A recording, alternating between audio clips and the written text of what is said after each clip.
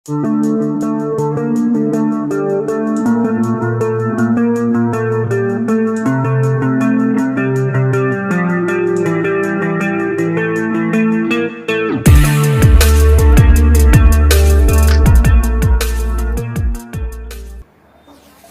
आपको पता है चार्ट पर हम जो वॉल्यूम देखते हैं वो हमें बहुत कुछ बताता है। जैसे कि कब एंट्री हमें लेना है, कब एग्जिट होना है, बायर ज़्यादा है या सेलर ज़्यादा है, कौन सा ट्रेंड आने वाला है, कहीं कोई ट्रेंड रिवर्सल तो नहीं होने वाला है। ऐसी कई अनगिनत चीज़ें हम सिर्फ वॉल्यूम को देखकर पता कर सकते हैं। तो आज की इस वीडियो में हम वॉल्यूम को डिटेल में कवर करेंगे ताकि जो बिगिनर्स है या जिन्होंने अभी अभी नई नई ट्रेडिंग शुरू की है वो भी इसे आसानी से समझ सकें। तो पहले जानते हैं कि आखिर ये वॉल्यूम होता क्या है। तो मान लीजिए किसी ए नाम के व्यक्ति ने बी नाम के व्यक्ति से XYZ कंपनी के 10 शेयर लिए, यानी बेचने वाले ने इस कंपनी के 10 शेयर दिए और ख़रीदने वाले ने 10 शेयर लिए। तो यहाँ पर जो वॉल्यूम होगा वो होगा 10, क्योंकि यहाँ जो पर ख़रीदी बिक्री हो रही है वो इन 10 शेयर्स की जा रही है, इसलिए यहाँ पर वॉल्यूम 10 होगा, ना कि 20। और इसी तरह मान लीजिए कोई व्यक्ति किसी कंपनी के 1000 शेयर बेचने को तैयार है और मैंने उससे ये 1000 शेयर लिए, तो अब यहाँ पर जो वॉल्यूम होगा वो होगा 1000, क्योंकि यहाँ पर जो खरीदी बिक्री हो रही है वो सिर्फ इन 1000 शेयर्स की जा रही है। अब हमने ये तो जान लिया है कि वॉल्यूम होता क्या है और इसे किस तरह से कैलकुलेट किया जाता है। अब हम ये जानेंगे कि वॉल्यूम का डेटा हम आखिर कहाँ देख सकते हैं। तो वॉल्यूम का ये डेटा हम NSE या BSE की वेबसाइट पर भी देख सकते हैं और चाहे तो ट्रेडिंग व्यू के चार्ट पर भी देख सकते हैं। तो वॉल्यूम के डेटा को हम ट्रेडिंग व्यू के चार्ट के जरिए देखने की कोशिश करेंगे, क्योंकि वहाँ से वॉल्यूम के डेटा को देखना, उसकी एनालिसिस करना और उसे समझना काफ़ी आसान होता है।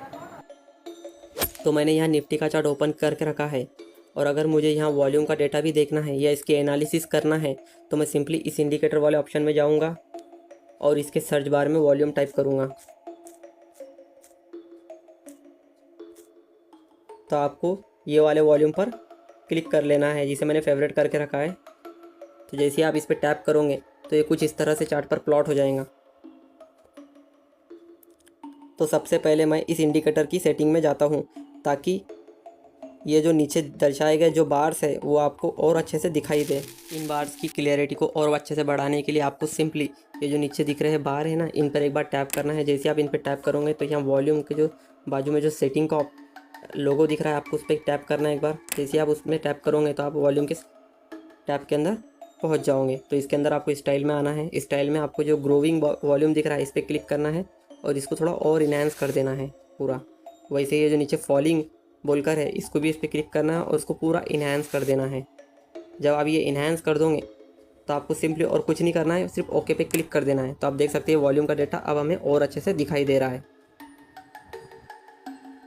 तो इस इंडिकेटर में हमें यहाँ ये जो ग्रीन बार्स दिखाई दे रहे हैं वो बुलिश वॉल्यूम को दर्शाते हैं, और ये जो रेड बार्स दिखाई दे रहे हैं वो बियरिश वॉल्यूम को दर्शाते हैं।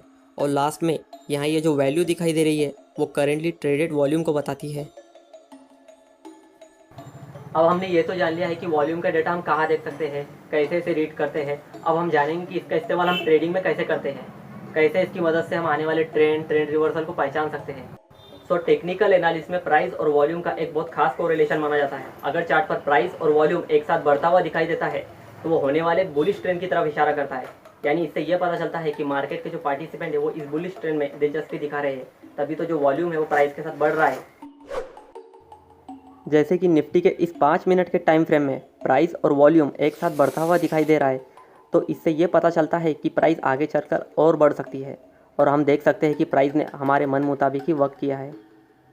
और जब चार्ट पर प्राइस और वॉल्यूम एक साथ गिरता हुआ दिखाई देता है तो वो होने वाले बियरिश ट्रेंड की तरफ इशारा करता है। यानी इससे ये पता चलता है कि मार्केट में दिलचस्पी कम है और बेचने वाले ज़्यादा है। जैसा कि निफ्टी के इस चार्ट में प्राइस और वॉल्यूम एक साथ गिरता हुआ दिखाई दे रहा है, तो इससे ये पता चलता है कि प्राइस आगे चलकर और गिर सकती है। और देखा जाए तो कुछ टाइम के बाद हमने जैसा सोचा था प्राइस ने सेम वैसा ही वर्क किया है। और जब चार्ट पर प्राइस बढ़ता हुआ दिखाई देता है और वॉल्यूम गिरता हुआ दिखाई देता है तो वो होने वाले ट्रेंड रिवर्सल की तरफ इशारा करता है। यानी इससे ये पता चलता है प्राइस तो बढ़ रहा है लेकिन वॉल्यूम गिर रहा है, तो इसमें मार्केट के पार्टिसिपेंट की कोई रुचि नहीं है, ये इसको दर्शाता है। जैसे कि निफ्टी के इस 5 मिनट के टाइम फ्रेम में प्राइस बढ़ता हुआ दिखाई दे रहा है लेकिन जो वॉल्यूम है वो गिरता हुआ दिखाई दे रहा है, तो ये कहीं ना कहीं होने वाले ट्रेंड रिवर्सल की तरफ इशारा कर रहा है। और देखा जाए तो आगे चलकर प्राइस ने सेम वैसा ही वर्क किया है जैसा कि हमने सोचा था। और जब चार्ट पर प्राइस गिरता हुआ दिखाई देता है और वॉल्यूम बढ़ता हुआ दिखाई देता है तो वो होने वाले बियरिश ट्रेंड की तरफ इशारा करता है। जी हाँ, आपने सही सुना कि वो होने वाले बियरिश ट्रेंड की तरफ इशारा करता है। इससे यह पता चलता है कि इस गिरती हुई प्राइस में मार्केट के पार्टिसिपेंट रुचि रख रहे हैं। जैसे कि बैंक निफ्टी के इस वाले चार्ट में जो प्राइस है वो गिरता हुआ दिखाई दे रहा है, लेकिन जो वॉल्यूम है वो बढ़ता हुआ दिखाई दे रहा है। तो ये कहीं ना कहीं इस ट्रेंड के कंटिन्यूएशन की तरफ इशारा कर रहा है, और आगे चलकर देखा जाए तो प्राइस ने सेम वैसा ही वर्क किया है, यानी कि ट्रेंड कंटिन्यू रहा है। तो यह था कंप्लीट वीडियो खास वॉल्यूम के बारे में, जिसमें हमने वॉल्यूम को डीपली डिकोड किया। तो मिलते हैं नेक्स्ट ऐसे ही कोई इंटरेस्टिंग और नॉलेज से भरी वीडियो में। अगर आप ये जानना चाहते हैं कि सपोर्ट एंड रेजिस्टेंस पर जो ब्रेकआउट होता है वो रियल है या फेक, हम एंट्री लेने से पहले ही कैसे पहचान सकते हैं कि जो ब्रेकआउट है वो सच में रियल है या फेक, तो उसके लिए आप मेरा ये वाला वीडियो देख सकते हैं।